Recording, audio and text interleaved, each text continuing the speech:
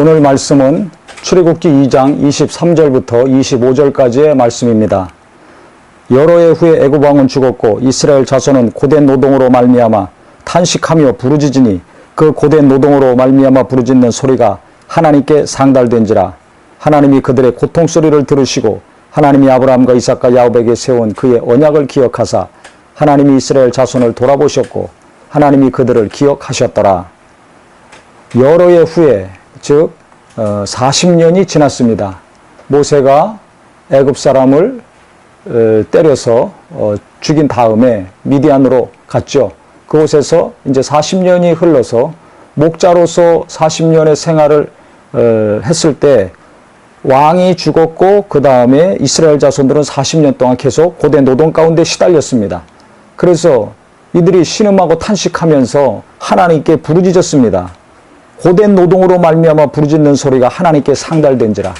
계속해서 40년 동안 기도했을 때 하나님이 이제 그 기도를 들으시고 일을 하기 시작하셨습니다. 그런데 성경에 보면 24절에 하나님이 그들의 고통 소리를 들으시고 하나님이 아브라함과 이삭과 야곱에게 세운 그 언약을 기억하셨다고 했습니다. 이스라엘 백성들의 고통 소리를 들으시고, 저는 오늘 이 말씀을 보면서 우리가 가정에서, 일터에서, 교회에서 어려움을 겪을 때, 마음에 심한 아픔과 고통이 있을 때 어떻게 하는가? 그 고통 소리를 하나님께 들려드릴 수 있는 기도가 있기를 바랍니다. 이 시대는 마음이 어려우면, 힘든 일이 있으면 기도로 해결하려고 하지 않고 하나님을 의지해서 해결하려고 하는 것보다 눈에 보이는 것으로 해결하려고 하는 경우가 많습니다. 아니면 내 육체의 감각에 평안을 주고 좋은 감정을 주고 하는 것으로 해결하려고 하고 마음의 내적인 고통을 잊으려고 하는 경우가 대부분입니다. 그래서 맛있는 것을 찾아다니면서 먹는 것으로 고통을 잊으려고 합니다. 또 영화나 동영상을 보면서 또 시름을 달래려고 합니다. 또 음악을 들으면서 여러 사람들과 대화하면서 또 그 어려움을 해결하려고 노력을 합니다. 그런데 그렇게 해서 잠깐은 잊어먹든지 해소될 수가 있지만 내 안에 있는 아픔은, 고통은 항상 그대로 머물러 있죠. 그래서 맛있는 거 찾는 사람은 계속 먹는 것에 심취해 있고, 듣는 것에 빠져 있는 사람은 계속 새로운 것을 들으려고 하고, 보는 것에 취해 있는 사람은 계속 극장을 다니든지 아니면 여행을 다니든지 무언가 눈에 들어오는 신경을 통하여서 자기를 안정시키려고 노력합니다.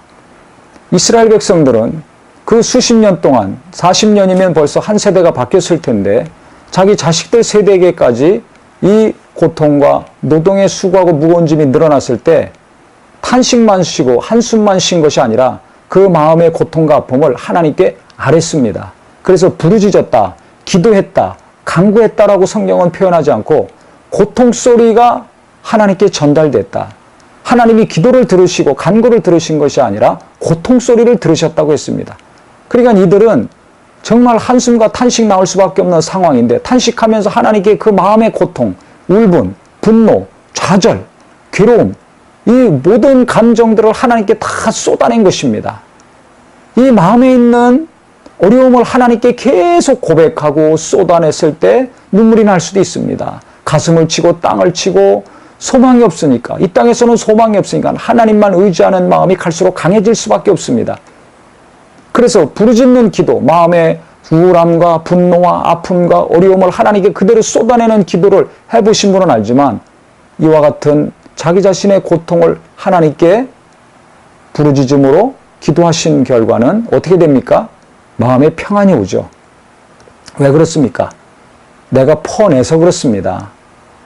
계속 하나님께 펌프질을 하면서 기도로 내 안에 있는 감정, 어느 누구한테도 말할 수 없는 이 아픔을 계속 하나님께 아뢰고, 부르짖는다는 것은 힘을 다해서 전심으로 하는 것입니다. 그러니까 마음을 다하고 뜻을 다하고 힘을 다해서 하나님께 집중적으로 계속 간구하다 보면 내 안에 있는 고통이 하나님께로 옮겨집니다.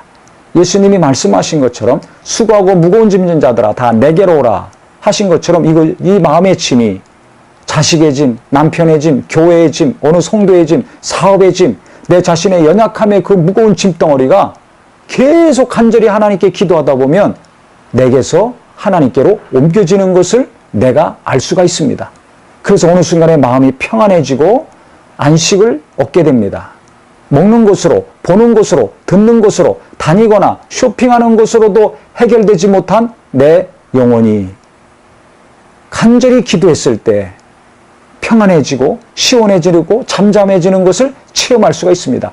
그렇기 때문에 이스라엘 백성들이 갈수록 노동력을 착취당하고 자유자에서 노예의 삶으로 전락했지만 기도를 지속할 수 있었고 자손들의 삶까지 지속시킬 수 있는 정신력, 의지가 살아있었던 것입니다.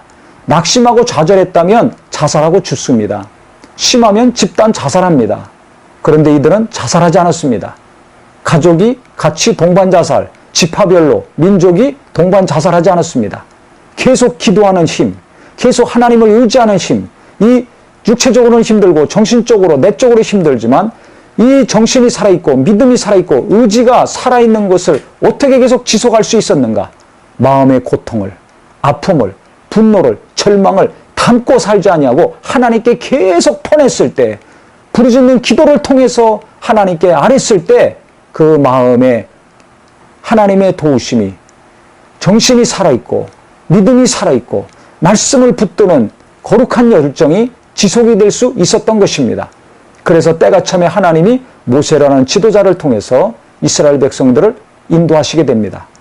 오늘 이 시대에 정말 여러 가지 문제로 말미암아 내 마음이 무거워지고 자꾸 아픈 것들, 괴로운 것들이 쌓이고 있습니까? 괴로워만 하지 말고 누구 탓이나 원망하지 말고 좌절해서 어떻게 삶을 마감해야 될지, 어떻게 관계를 끊어야 될지만 생각하지 마시고 하나님께 오늘부터 기도할 수 있는 은혜가 있기를 바랍니다. 내 안에 있는 감정 그대로 하나님 앞에 솔직하게 있는 그대로 계속 아랜다면 하나님이 위로해 주시고 평강으로 인도해 주실 것입니다. 한나가 마음의 슬픔을 가지고 하나님께 눈물로 술 취한 여인 취급받으면서 간절히 기도했을 때 위대한 지도자 사무엘을 잉태하고 출산시키지 않았습니까? 야복강가에서 야곱이 목숨이 위태롭고 온 가족의 목숨이 위태로운 상황이었지만 그가 환도뼈가 부러질 정도로 천사와 씨름하며 몸부림쳤을 때 하나님이 살려주셨습니다. 이와 마찬가지로 내 안에 고통이 심하면 심할수록, 어려움이 심하면 심할수록 하나님께 기도로 아뢰고 기도로 하나님께 쏟아내므로 내게 있는 고통은 하나님께로 옮겨지고 하나님의 평안과 응답이 임하는 귀한 기도의 모든 성도가 되시기를 예수 이름으로 축원합니다.